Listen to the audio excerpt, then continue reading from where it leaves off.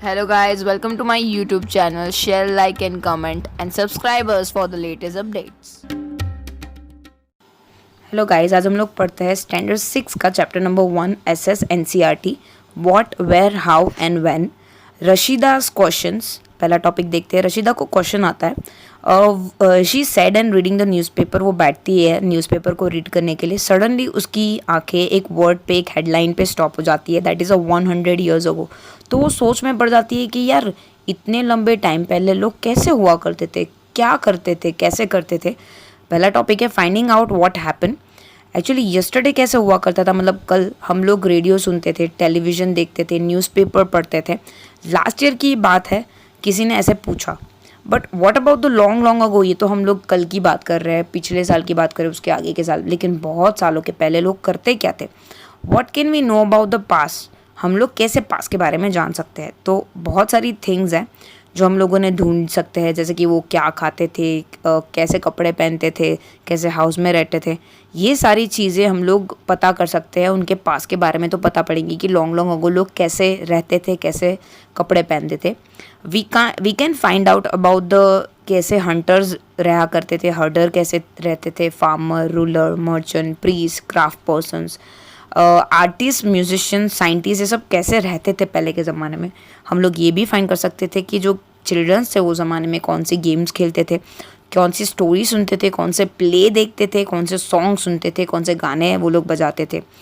Question है where did the people live. अगर आप मैप में देखो तो रिवर नर्मदा आपको यहाँ पे दिखेगी। पीपल एक्चुअली पहले के ज़माने के लोग प्रेफर करते थे रिवर के पास रहना, हंड्रेड्स थाउजेंड्स ईयर्स के पहले। सम ऑफ द अर्ली पीपल थे वो बहुत ही अच्छे स्किल गैदरर थे, एक ही जगह पे रहते थे और फिर खाना वहाँ पे ग्रो करते थे। एंड उनको पता था कि उनकी जो मेन जो पूंजी है, उनका जो खजाना है वो प्लांट ही है, और वो फॉरेस्ट के अराउंड रहते थे। रूट कलेक्ट करते थे, फ्रूट्स और अदर जो फॉरेस्ट प्रोडक्ट थी वो कलेक्ट करते थे। कभी कभी कुछ कुछ जो गैदरर थे वो एनिमल को भी हंटेड करते थे। अगर नीचे आप देखो मैप में तो आपको सुलेमान और खिरथर हिल्स देखने को मिलेगी नॉर्थ वेस्ट में। Some of the area where woman and man first begin to grow, मतलब अगर पहली बारी बात करने जाए तो लगभग 8,000 साल पहले मैन और वुमन ने मिलके क्रॉप को ग्रो करना स्टार्ट किया था।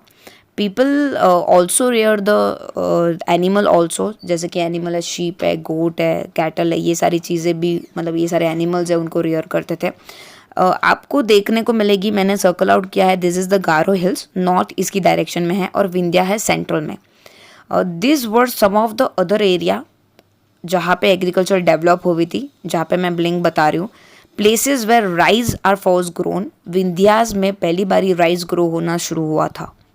मैंने मैप में रिवर इंडस और उसकी ट्रिब्यूटरी को शो किया हुआ है।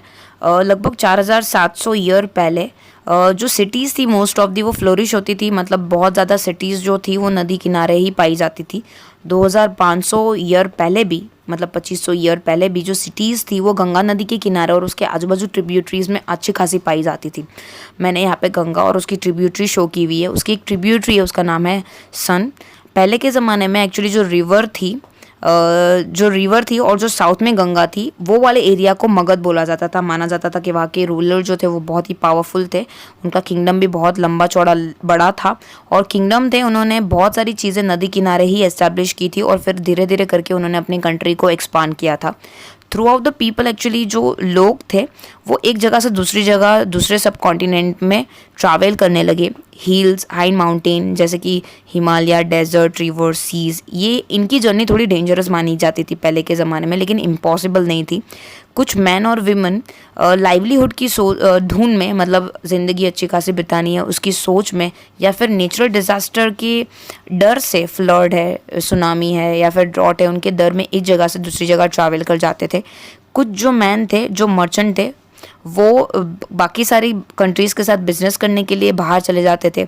कुछ आर्मी में भर्ती हो जाते थे, कुछ थोड़ी बहुत जगह आगे जीत लेते थे, और उस हिसाब से अपना जो रीजन था वो एक्सपांड होता गया। और कुछ मर्चेंट थे वो कारावन शिप या फिर वैल्यूएबल गुड्स लेकर प्लेस टू प्लेस उनको बेचने के लिए जाते थे। जो रिलीजियस टीचर्स थे वो विलेज टू विलेज जाकर लोगों को एक टॉपिक के बारे में बताते थे और एडवाइस करते थे ऑन दैट वे।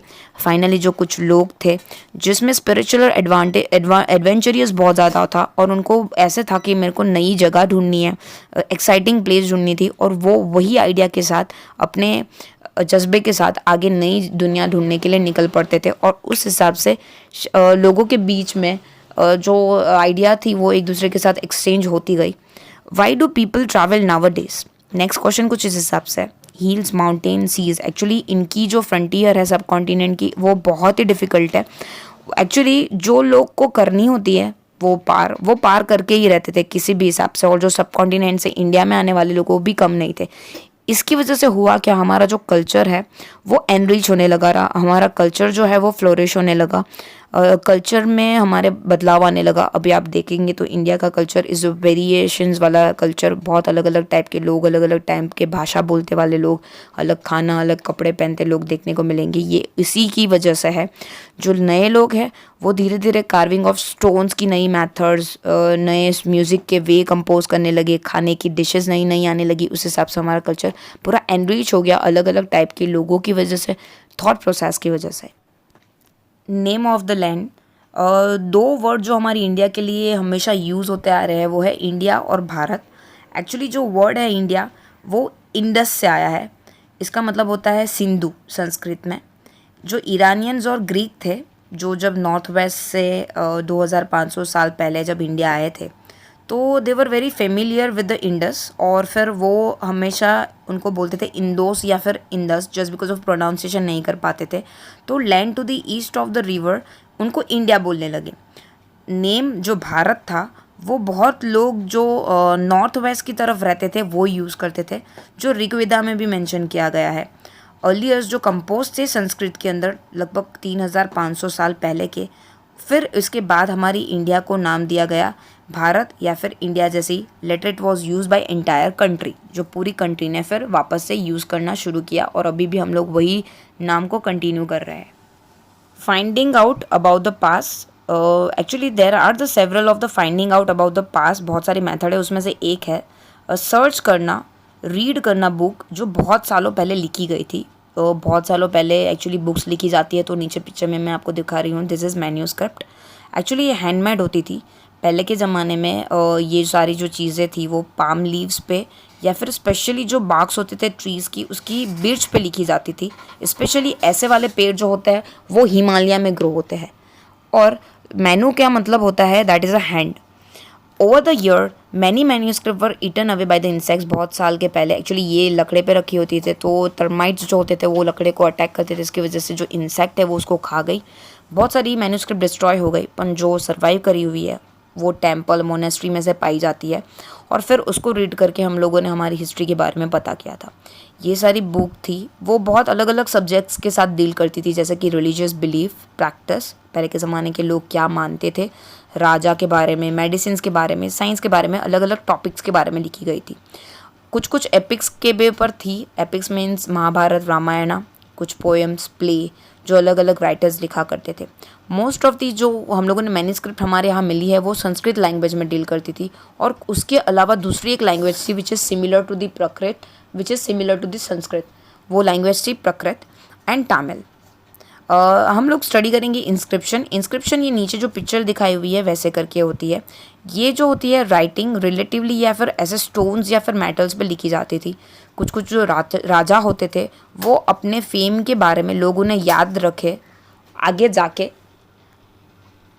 जाके उनको याद रखे, इसकी वजह से वो स्टोन्स पे या फिर मेटल्स पे अपनी कीर्ति, अपने अचीवमेंट्स वो लिखवा देते थे, ताकि जो आने वाली जनरेशन है वो उसके बारे में पता पड़े, उनको पढ़ के उनको पता पड़े कि राजा ने क्या किया था, और वो पर्टिकुलरली राजा थे, उनके ज़माने में कितने कॉइन्स थे, कितनी बैटल्स उन्होंने खेली थी, उनके पास कितना खजाना था, ये सारी जो डिटेल्स है उनके उनके इंस्क्रिप्शन से पता चल जाती थी। स्पेशली वो ये रिकॉर्ड उनके दरबार में बैठ के लिखवाते थे।